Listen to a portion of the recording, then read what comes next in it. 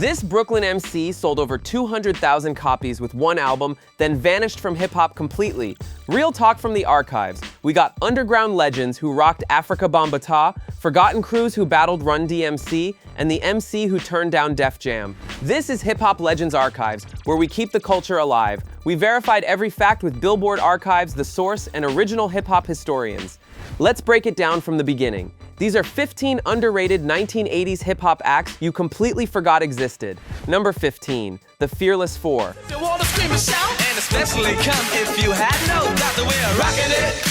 Before Run-DMC made rap rock a thing, these Harlem legends were already mixing heavy guitars with boom-bap drums. The Fearless Four formed in 1979 and dropped their biggest track, Rockin' It, in 1982 on Electro Records. The production featured live guitars and synthesizers that sounded like nothing else in hip-hop at the time. They reportedly performed at major venues across New York and even toured internationally. But here's the twist. While they were innovating with rock elements, the industry wasn't ready for it yet. By the time Run-DMC blew up with the same formula 3 years later, the Fearless Four had already faded from the spotlight. Their influence on rap rock deserves way more recognition than it gets. Number 14, Disco 4 featuring Sha-Rock.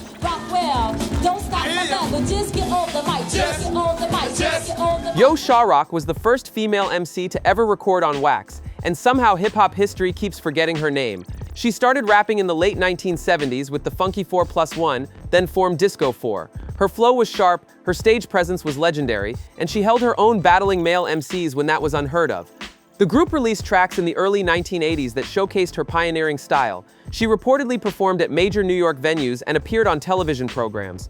But the industry didn't know how to market a female MC back then, so her groundbreaking work got buried. Hip-hop owes Sha-Rock a massive debt for opening doors that remained closed for years after she kicked them down.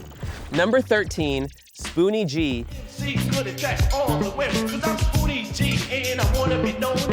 This Harlem MC was dropping classics before most people even knew what hip-hop was. Spoony G released Spoonin' Rap in 1979, making him among the first MCs to ever record. His uncle was Bobby Robinson, who owned Enjoy Records, giving Spoony access to the studio when most rappers were still battling in parks.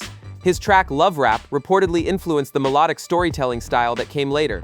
He had smooth delivery, clever wordplay, and a style that laid groundwork for future MCs. But as hip-hop exploded in the mid-80s, Spoonie's old-school approach got overshadowed by the new Jack generation.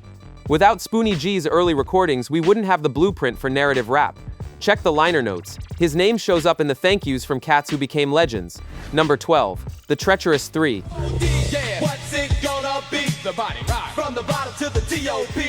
These cats had one of the tightest crews in early hip-hop, and their rapid-fire delivery influenced everyone from Run-DMC to Beastie Boys. The Treacherous Three, Kool Moe Dee, LA Sunshine, and Special K formed in the late 70s and recorded for Enjoy Records and Sugar Hill. Their 1981 track, Feel the Heartbeat, showcased their signature speed rapping technique years before it became mainstream. Kool Moe Dee went on to solo success, but people forget the group's foundation. They reportedly had legendary battles with other crews, including the Furious Five. Their vocal interplay and synchronized flows created a template for group dynamics. When Kool Moe Dee left for a solo career in 1985, the group dissolved, and their pioneering contributions got lost in the shuffle.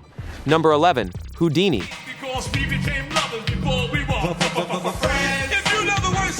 Hold up. Before you say, I remember Whodini, ask yourself when's the last time you actually played their records. Whodini dropped massive hits like Magic's Wand in 1982 and Friends in 1984 on Jive Records. They were among the first rap acts to have a major crossover appeal, reportedly selling millions of records worldwide. Their production was ahead of its time, incorporating electronic beats and synths that influenced the electro-hop movement. They toured with Run-DMC and LL Cool J, holding their own against the new school. But here's what happened. Their sound was so tied to the mid-80s that when the golden era hit, their style felt dated overnight. By 1988, hip-hop had moved on, and Whodini became answer to trivia questions. They deserve way more flowers for pioneering the commercial hip-hop sound. Number 10, UTFO. Roxanne, if that name rings a bell, you know UTFO sparked one of hip-hop's first legendary beefs.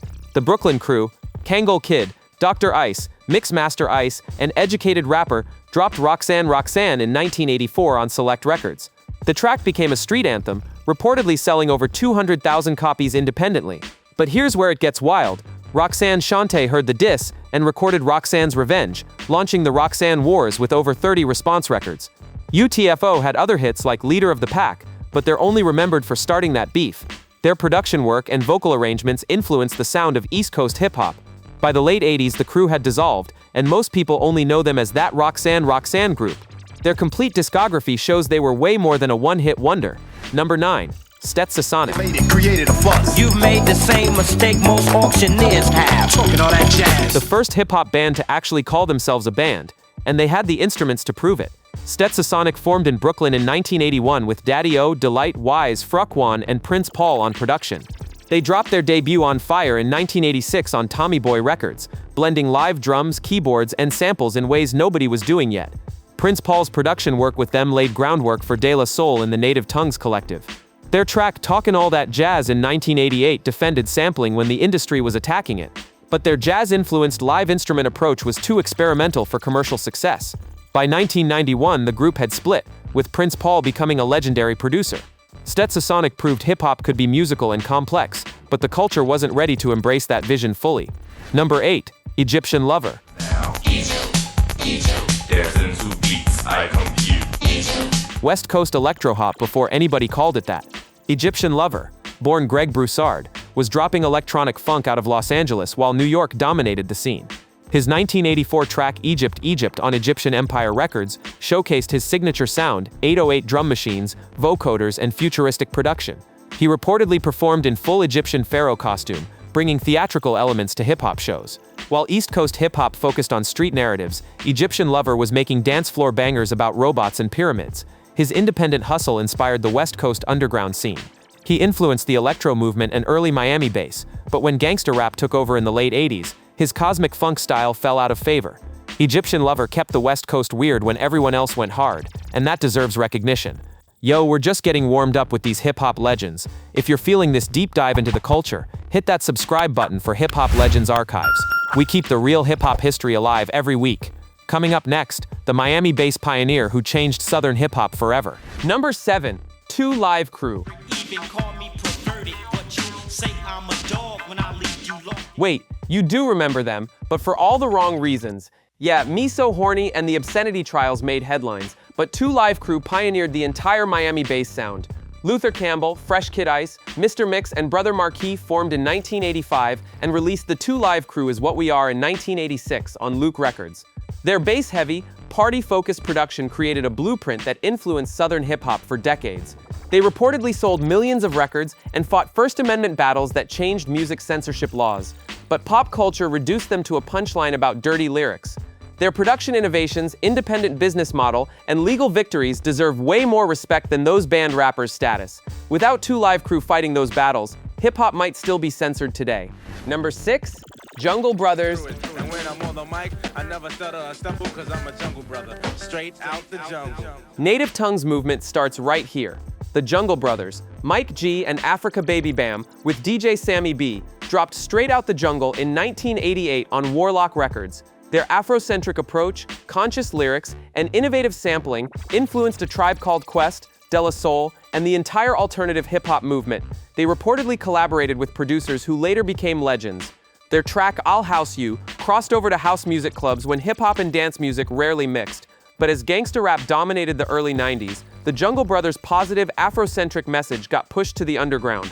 They laid foundation for conscious hip-hop that's still relevant today, proving you could be smart, spiritual, and dope on the mic. Their influence on alternative hip-hop cannot be overstated. Number 5. Just Ice. For all the pioneers, I'm going way back. The original gangster rapper from New York who kept it street when everybody else was partying. Just Ice, born Joseph Williams Jr., dropped Back to the Old School in 1986 on Sleeping Bag Records, with production from KRS-One and Mantronix. His deep voice, aggressive delivery, and street-focused lyrics created a template for hardcore East Coast rap. He reportedly had connections to real street life that gave his music authentic edge. While Run-DMC wore Adidas and gold chains, Just Ice was rapping about actual crime with a delivery that made you believe every word. His production team included some of the best in the game, giving his records a sound that still knocks today. But label issues and lack of promotion kept him underground, while other artists borrowed his style and went platinum. Just Ice was too real for commercial success, and the culture lost a legend in the process. Number 4, Steady B. I'm serious, as serious to get, especially when the mic's involved. I won't sweat. I came in tonight. Philadelphia had its own hip-hop scene, and Steady B was the king of it. Warren McGlone dropped his debut Bring the Beat Back in 1986 on Jive Records, becoming Philly's first major rap artist. His track Serious reportedly climbed the R&B charts, proving regional hip-hop could compete nationally. He collaborated with DJ Jazzy Jeff and the Fresh Prince, helping establish Philadelphia's presence in hip-hop. But here's where the story goes dark. Steady B was later convicted of bank robbery and murder in the 1990s, completely erasing his musical legacy from hip-hop history. His early records showcased real talent and helped put Philly on the map, but his criminal choices destroyed everything he built. It's a cautionary tale about how street life and fame don't mix, and how quickly the culture forgets your contributions when you fall. Number 3, Spoony G. Biz King, we're making that green. People always say, what the hell does that mean? Speaking of Philly, here's the MC who invented gangster rap and nobody gives him credit. Spoony G, Jesse Weaver Jr., independently released PSK What Does It Mean in 1985 on Spoony G Records. The track's raw street narrative, minimal production, and unapologetic violence influenced everyone from Ice-T to NWA. He reportedly sold records out of his car trunk, creating the independent hip-hop hustle blueprint.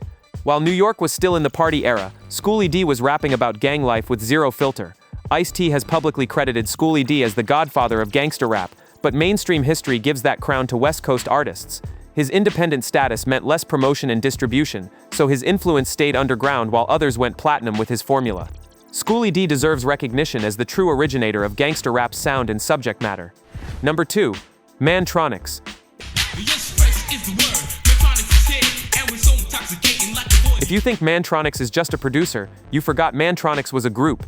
Curtis Mantronix and MCT formed Mantronix in 1984 and dropped Fresh is the Word in 1985 on Sleeping Bag Records. Their use of samplers, drum machines, and electronic production techniques was years ahead of the competition.